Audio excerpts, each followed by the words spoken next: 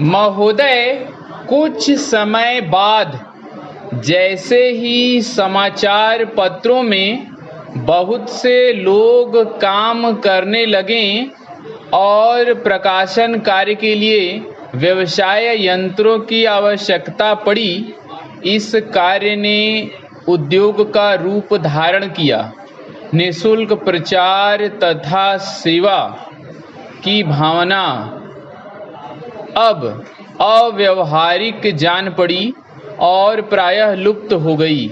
समाचार पत्र उद्योग का यह विकास संभवतः स्वाभाविक है और आधुनिक विचारधारा के अनुरूप है।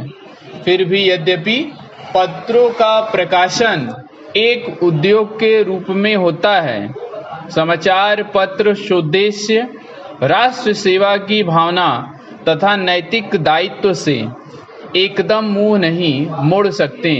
यह भी स्वीकार करना होगा कि इस उद्योग की यथोचित उन्नति के लिए यह आवश्यक है कि दूसरे उद्योगों की भांति यह भी उन सभी साधनों से संपन्न हो और अन्य उद्योगों ने या तो प्राप्त कर लिए हैं या वे उनकी प्राप्ति के लिए प्रयत्नशील हैं।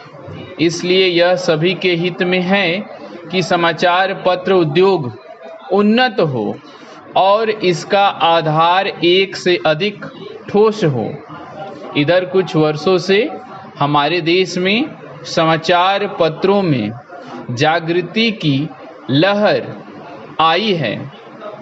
उद्योग की आवश्यकताओं, श्रमजीवी पत्रकारों की मांगों और पाठकों के हितों ने मिलकर ऐसी स्थिति पैदा कर दी है कि समाचार पत्रों की दशा पर पुनर्विचार करना आवश्यक हो गया। समाचार पत्र आयोग की नियुक्ति, आयोग की सिफारिशों का प्रकाशन और उन सिफारिशों पर सरकार का निर्णय, ये सभी उक्त समस्याओं को सुलझाने के सम्मिलित प्रयत्न हैं। मैं आशा करता हूं कि इन प्रयत्नों द्वारा समस्या का समाधान हो सकेगा, समाचार पत्र उन्नत होंगे और इस उद्योग में कार्य करने वाले सभी लोगों को संतुष्ट किया जा सकेगा। मैं जानता हूं कि यह सब कहना सरल दिखाई देता है, किंतु व्यवहार में लाना बहुत कठिन होता है।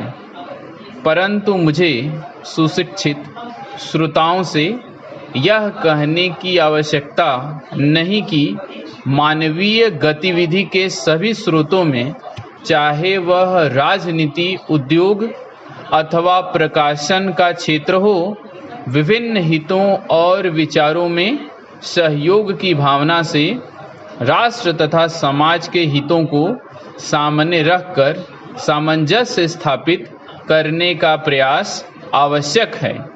मैं इतना निराशावादी नहीं कि मैं यह समझूं कि वे लोग जिनके सुझाव बड़ी बड़ी समस्याओं को सुलझाने में सहायक होते हैं, निजी समस्याओं का निपटारा करने में असफल रहेंगे। हाल में भारतीय संसद ने इस संबंध में जो अधिनियम पास किए हैं, उनका उद्देश्य समाचार पत्रों की समस्याओं को सुलझाना है। यह कहना अनावश्यक होता कि कोई भी अधिनियम, चाहे वह किसी भी क्षेत्र में सुधार के लिए लागू किया जाए, प्रभावपूर्ण रूप से तभी कार्यान्वित हो सकता है जब सभी संबद्ध दल उसे सहयोग की भावना से ही कार्य रूप दें। इन मामलों में अधिनियम के शब्दों का इतना महत्व नहीं जितना उनके पीछे निहित भावना का होता है।